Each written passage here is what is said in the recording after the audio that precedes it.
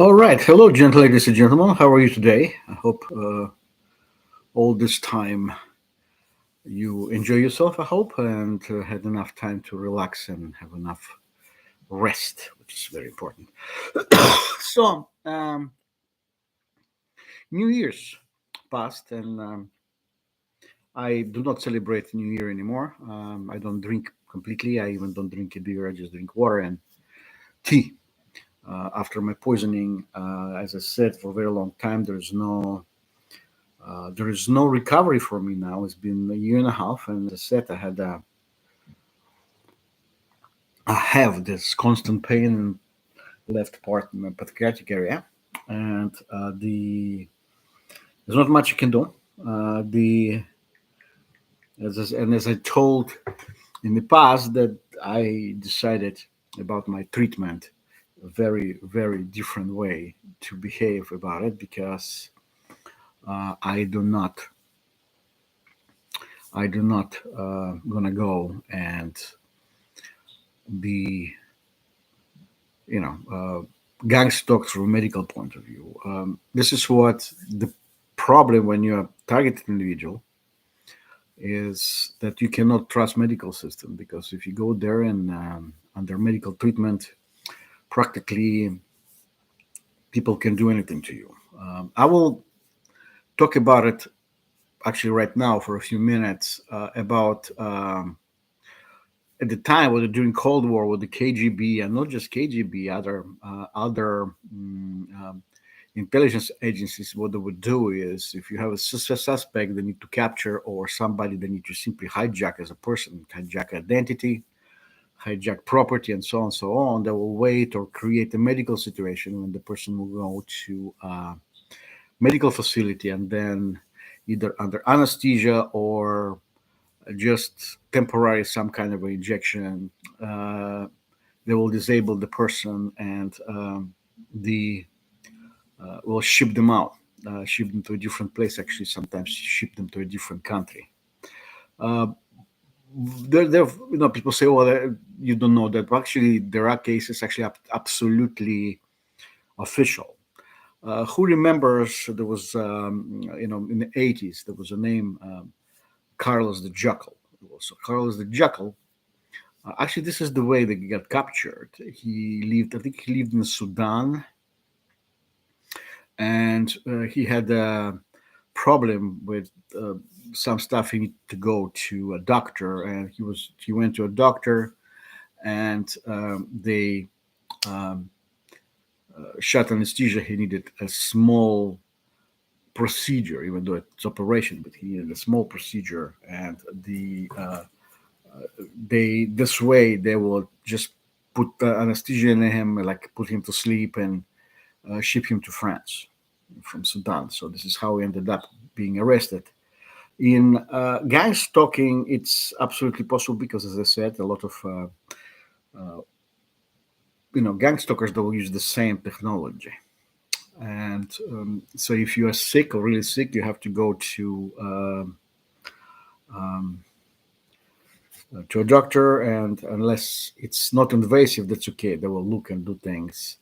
But if there is some kind of an invasive procedure you need, like a procedure like whatever the doctor subscribes, and even if you go to a dentist, I wouldn't suggest you to have a painkiller used on you. I would suggest simply uh, after you're done with the procedures, and this way you can have painkiller as a prescription. So,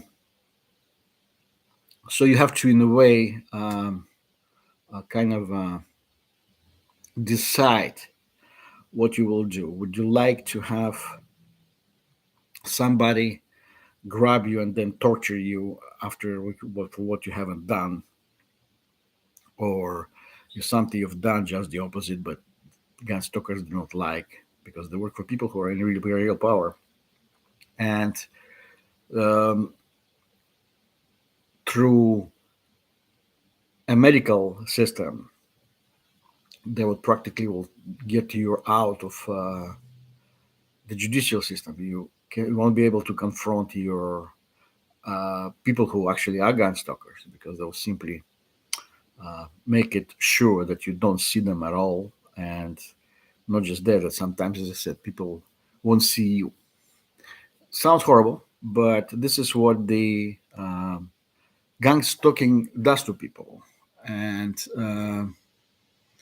the moment you realize that this is kind of a destiny of us in a way, it's going to be easier actually, because you will be able to put your stuff together, like get your family value stuff, send it to relatives, or go to complete relationships, talk to people. So, and this way, after a while, you will have you kind of can be ready for things, and there's not much you can do, because, as I said, you haven't chose this thing. They kind of dropped it on you, and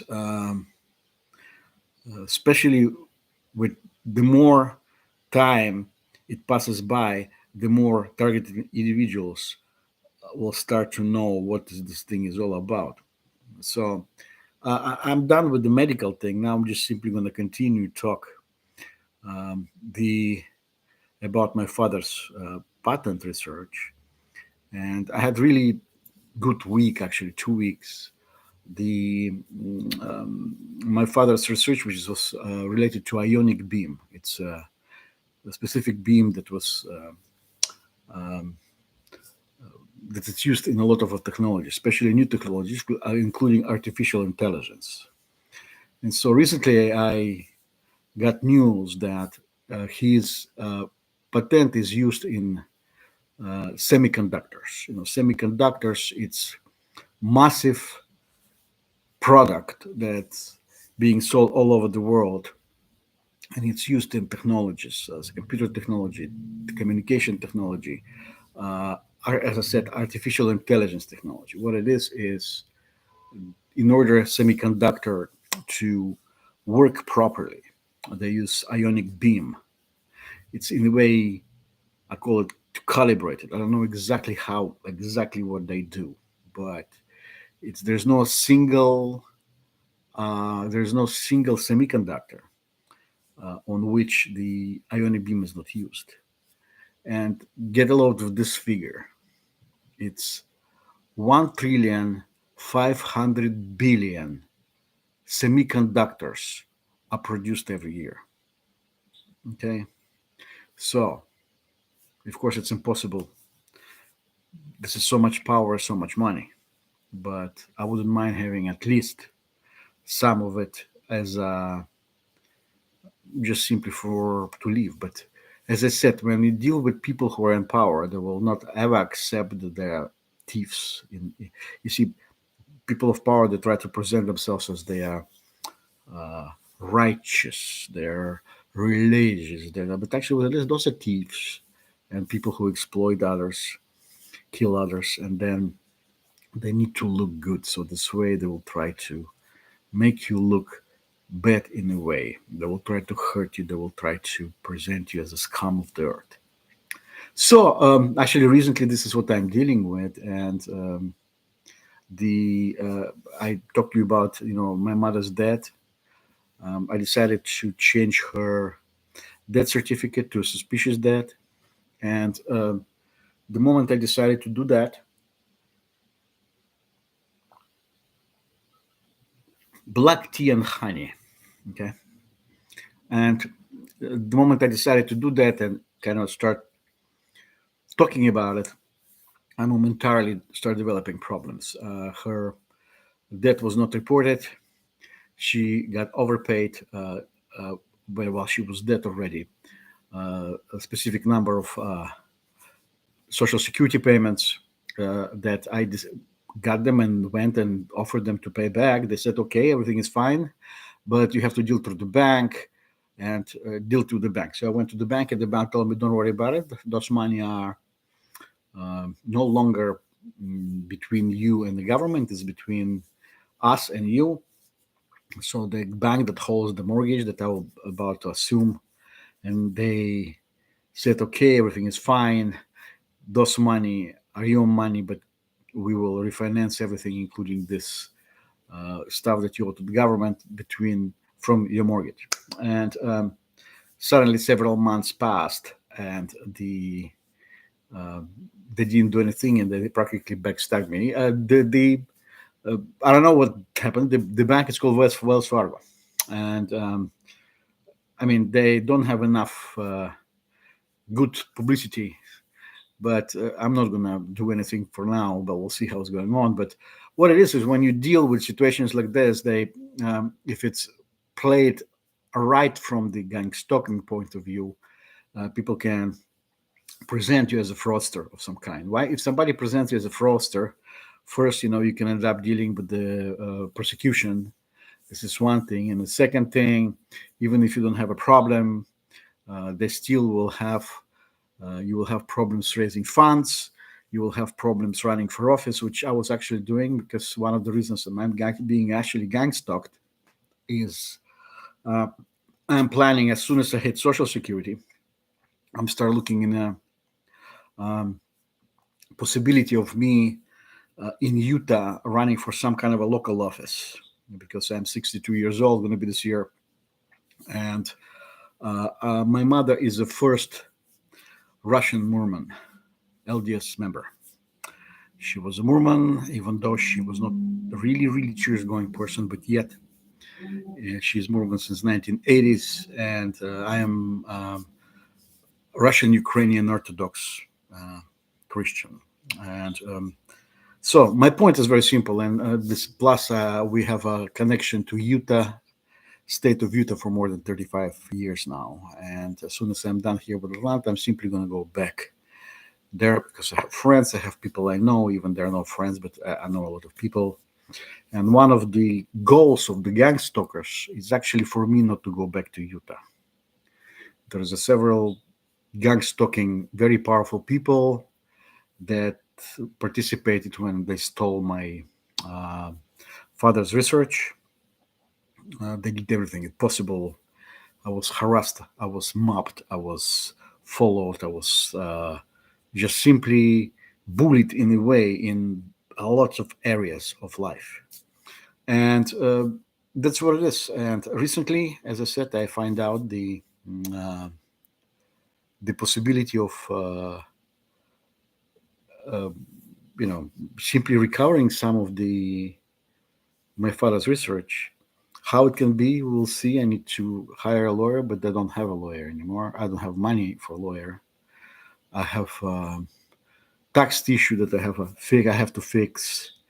So highly likely they will put a lien on my apartment, or I'll have to sell my apartment as is, just simply to pay the bills, which I will lose thousands of dollars, which I could have used in Utah because the rent there is unbelievably horrible.